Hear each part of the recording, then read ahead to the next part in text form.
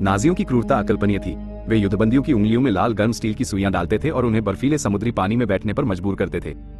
एक अधिकारी ने खुद भी बर्फीले पानी में बैठकर देखा कि कोई वयस्क कितनी देर तक टिक सकता है। छठे मिनट में ही वह अधिकारी गाली देते हुए बाहर निकला, जिससे वे यह निष्कर्ष निकालते थे कि मछलियां भी ऐसे पानी में जमकर मर जाती होंगी। लेकिन ऐसी मुश्किल परिस्थितियों में भी इंसान की जीवटता अविश्वसनीय होती है। अप्रैल 1940 में जर्मनी ने नॉर्वे पर कब्जा कर लिया। मित्र राष्ट्रों ने रेड मार्टिन नामक तोड़फोड़ मिशन के लिए 12 लोगों को भेजा। हालांकि उनके उतरने से पहले ही उन्हें धोखा दे दिया गया। जर्मन सेना ने उनके जहाज को रोक लिया।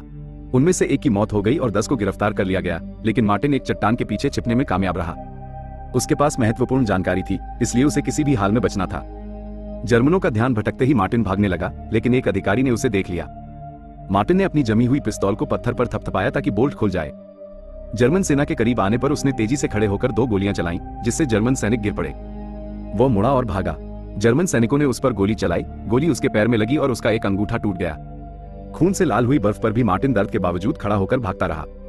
उसने खून के धब्बे देखे और पत्थरों वाली जगह की ओर भागा, जहां बर्फ नहीं थी, जिससे वो अस्थायी रूप से जर्मनों से बच निकला। लेकिन जर्मनों ने पीछा नहीं छोड़ा। उन्होंने रात में फ्लेयर्स दागे। मार्टिन ने बर्फीले नॉर्वेजियन जलमरु मध्य में तैरकर ही रास्ता पार किया, क्योंकि जर्मन साफ दिख रहे थे। पीछा करने वाले कप्तान ने पानी में हाथ डाला, लेकिन बर्फीले पानी को सहन नहीं कर सका। उसे लगा कि कोई भी जीवित व्यक्ति इस समुद्र को तैरकर पार नहीं कर सकता, लेकिन मार्टिन अपनी अदम्य इच्छा शक्ति से दूसरी तरफ तैर गया। उसकी शारीरिक क्षमता बुरी तरह कम हो गई थी। वो लड़खड़ाते हुए बर्फ की एक मूर्ति की ओर बढ़ा जो जम चुकी थी। सौभाग्य से उसे उसके भाई बहनों ने बचा लिया। नया आया संदिग्ध अधिकारी झोंग शियाओ स्वभाव से संदेहास्पद था। उसका मानना था कि जब तक उसने शव नहीं देखा है, तब तक कोई मरा नहीं है। उसने अपने आदमियों को सभी घरों की तलाशी लेने का आदेश दिया, खासकर जिनमें इलाज की सुविधा थी। नॉर्वे के लोगों ने आक्रमण के सामने घुटने नहीं टेके। कुछ ने उसके घायल पैरों पर पट्टी बांधी, कुछ ने उसे पकड़े जाने से बचाया और एक छोटी लड़की ने उसे स्वीडन जाने वाला नक्शा भी दिया। कुछ उतार चढ़ाव के बाद मार्टिन को आखिरकार एक स्थानीय व्यक्ति मिला, जिसने उसे बताया कि जीवित रहने के लिए उसे पहाड़ों को पार करना होगा, जर्मन ठिकानों से गुजरना होगा और तटस्थ देश स्वीडन जाना होगा। लेकिन उसके पैर में संक्रमण होने लगा था और उसे सड़क पर लोगों से पता चला कि झोंग शियाओ नाम का एक जर्मन सैनिक उसका शिकार कर रहा था। झोंग शियाओ से पहले कोई नहीं भागा था, इसलिए अब मार्टिन का शिकार करना उसके लिए व्यक्तिगत मामला बन गया था। मार्टिन के घायल पैर को भीगने से बचाने के लिए एक दयालु नॉर्वेजियन व्यक्ति उसे किनारे तक ले गया। दूसरी तरफ झोंग शियाओ ने अपने आदमियों के साथ पूरे इलाके की तलाशी ली। जब वह असमंजस में था, तभी स्कीइंग कर रहे एक व्यक्ति ने उसका ध्यान खींचा और उसे रोका। मार्टिन घबरा गया और जल्दी से अपनी टोपी पहन ली और झोंग शियाओ को धन्यवाद कहा। सौभाग्य से झोंग शियाओ ने उसे पहचाना नहीं, लेकिन झोंग शियाओ को जल्दी धुंधली तस्वीर याद आई और उसे याद आया कि स्कीइंग करने वाला आदमी ही वह अपराधी था जिसे वो ढूंढ रहा था। उन्होंने तुरंत एक लड़ाकू विमान भेजा। लड़ाकू विमान मार्टिन पर गोलीबारी कर रहे थे, लेकिन सौभाग्य से उसे नहीं लगे। हालांकि इससे अधिक घातक हिमस्खलन शुरू हो गया। बर्फ लुढ़कने लगी, जिससे कई मीटर ऊंची बर्फ की लहरें उठी और स्कीइंग कर रहे मार्टिन को निगल गईं। लड़ाकू पायलट ने सोचा कि मार्टिन निश्चित रूप से मर चुका है और कुछ देर निरीक्षण के बाद वो पीछे हट गया। हालांकि उन्हें उम्मीद नहीं थी कि मार्टिन अपनी दृढ़ इच्छा शक्ति से ये सब झेल पाएगा। उसकी आंखों सहित उसका पूरा शरीर जमे हुए खून से ढका हुआ था। इस समय यदि वह एक पल के लिए भी अपनी आंखें बंद कर लेता, तो शायद वो फिर कभी न उठता। वो बर्फ में बड़ी मुश्किल से रेंग रहा था। उस समय जिस बात ने उसे सहारा दिया, वो था उसका विश्वास, जानकारी को आगे बढ़ाने का विश्वास। वो पश्चिम की ओर नहीं देख रहा था, क्योंकि वो सभी नॉर्वेजियन लोगों के भविष्य के लिए जिम्मेदार था। क्षेत्र का निरीक्षण करने आए जर्मन सैनिकों को टूटे हुए स्की बोर्ड, एक बैग और एक नक्शा मिला, लेकिन मार्टिन के शरीर का कोई सुराग नहीं मिला। मार्टिन की शारीरिक क्षमताएं गंभीर रूप से कम हो गई थी और वह इतना कमजोर हो गया था कि वह एक छोटी सी खाई को भी नहीं फांद सकता था। उसने अपने शरीर को दोनों हाथों से सहारा दिया और अपने शरीर के ऊपरी हिस्से को जमीन पर दबाते हुए अपने पैरों को खाई से बाहर निकालने के लिए संघर्ष किया। लेकिन उसके पैर पहले से ही जमे हुए थे और उसने अपनी आखिरी ताकत से एक खेत का दरवाजा खोला। उसने चावल उठाया और बिना नमस्ते कहे ही खाने लगा, लेकिन कुछ काटने के बाद ही वह बेहोश हो गया। परिवार ने मार्टिन को एक घास फूस की झोपड़ी में रखा और महिला की सावधानी पूर्वक देखभाल के बाद वह धीरे धीरे ठीक हो गया। जागने के बाद मार्टिन ने महिला को अपनी कहानी बताई। वो महिला उसकी इतनी प्रशंसक हो गई कि उसने उसे स्वीडन भागने में मदद करने का फैसला किया। तभी झोंग शियाओ और उसके आदमी पीछा करने लगे। मार्टिन ने जल्दी से अपने शरीर को लिकोरस से ढक लिया। जिद्दी झोंग शियाओ किराने के कमरे से चला गया और जब वह मार्टिन को खोजने वाला था, तो उसकी छाती पर लगा पदक लकड़ी से दबकर गिर गया। झोंग शियाओ जल्दी से घास के ढेर में खोए हुए पदक को ढूंढने के लिए नीचे गया, जो मार्टिन से कहीं अधिक कीमती था। मार्टिन भाग्यशाली था कि वह फिर से भागने में सफल रहा। इसके बाद दानेंग और कई अन्य लोगों ने उसे लकड़ी के पुल पर बिठाया और पीछे पहाड़ पर स्थित लकड़ी के घर में ले गए। लकड़ी के घर में पहुंचने के बाद दानेंग ने उसके लिए पर्याप्त भोजन और एक छोटा चाकू तैयार किया और उससे कहा कि वह कुछ दिनों तक यहाँ आराम करे और अगर उन्हें कोई रास्ता मिल गया तो वे उसे कुछ दिनों के बाद नॉर्वे से बाहर भेज देंगे। मार्टिन अभी कुछ देर ही आराम से बिस्तर पर सोया था कि अचानक उसे घर के बाहर कदमों की आहट सुनाई दी। वह भयभीत होकर उठ बैठा और लकड़ी के घर की दरार। मार्टिन डर कर जाग गया। यह एक बुरा सपना था। उसने गहरी सांसें ली और धीरे धीरे फिर से सो गया। तभी उसे एक सैन्य कुत्ते की आवाज सुनाई दी। दरवाजा फिर से खुला और एक खूंखार सैन्य कुत्ता उस पर झपटता हुआ दिखा। वो अचानक उठ बैठा और समझा कि यह तो सपने के भीतर एक सपना था।